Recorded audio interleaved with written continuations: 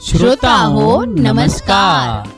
दैनिक मराठवाडासाठी प्रस्तुत विचारधन से जीवन क्रांति इस कार्यक्रम में आपका स्वागत है। आज के एपिसोड का नाम है रिश्ते में समझे समानता का महत्व। हर रिश्ते के निभाव के लिए उसमें समानता होना जरूरी है।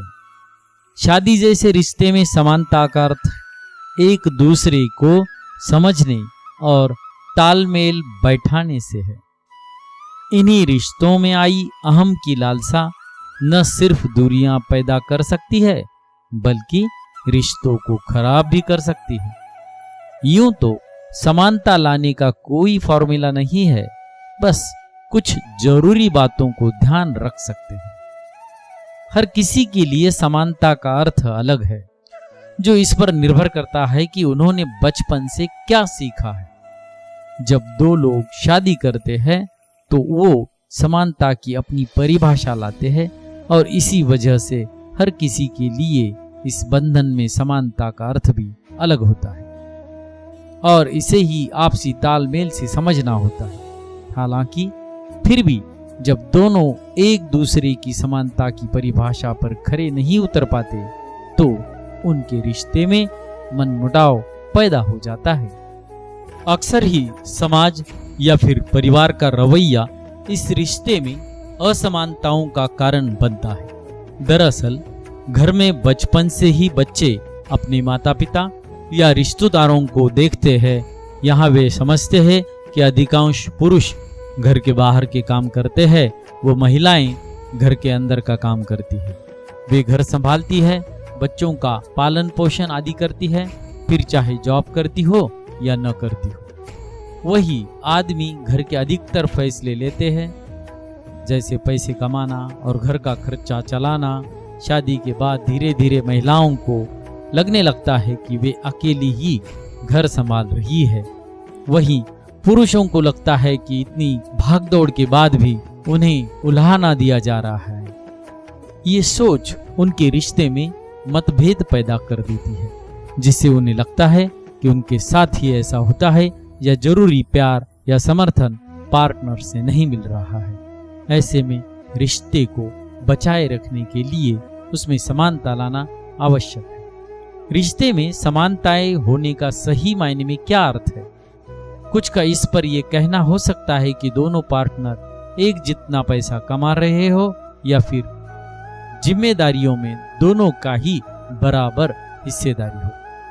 सबके अलग अलग मत हो सकते हैं। उदाहरण से समझा जाए, पति पत्नी एक गाड़ी दो पहियों की तरह होते हैं और उनकी जिम्मेदारी होती है वो गाड़ी जो उन्हें मिलकर ही चलानी होती है। पत्थर हो या पानी, उनकी पकड़ से जमीन और पहिए के बीच का घर्षण कम न हो, इस पर ही उनका ध्यान रहता है। किसी एक की कमजोर पड़ जाने पर उसका भार भी दूसरे को उठाना पड़ता है। ऐसे ही तो रिश्ते चलते हैं, जैसे किसी एक के परेशान होने पर दूसरा उसे प्यार से संभाल ले। उसके उल्टा क्या हो, अगर एक अपने को अधिक महत्व देने लगे और दूसरे की फिक्र छोड़ दे, तय है रिश्ते की गाड़ी कब सड़क से नीचे आ जाएगी और दुर्घटना हो जाएगी, पता भी नहीं चलेगा। इसीलिए अपने रिश्ते नुमा गाड़ी को लंबी यात्रा पर ले जाने के लिए इन बिंदुओं पर आपको जरूर ध्यान देना होगा। अपने पार्टनर को कभी भी उनकी सैलरी या फिर काम के आधार पर नीचा न दिखाएं। उदाहरण के लिए, पत्नी की जिम्मेदारी केवल घर का काम करना नहीं है और उसी तरह पति की जिम्मेदारी केवल पैसा कमाना नहीं है, क्योंकि ये सब पुरानी धारणाएं हैं। उन्हें उनकी पसंद का काम करने में आप उनका सहयोग करें। जोड़े के हमेशा अपनी क्षमताओं और कमजोरी के आधार पर सही तालमेल बनाना चाहिए। जैसे कोई वित्त में अच्छा हो तो अपने साथी को भी उसमें बेहतर बनाने की कोशिश करे।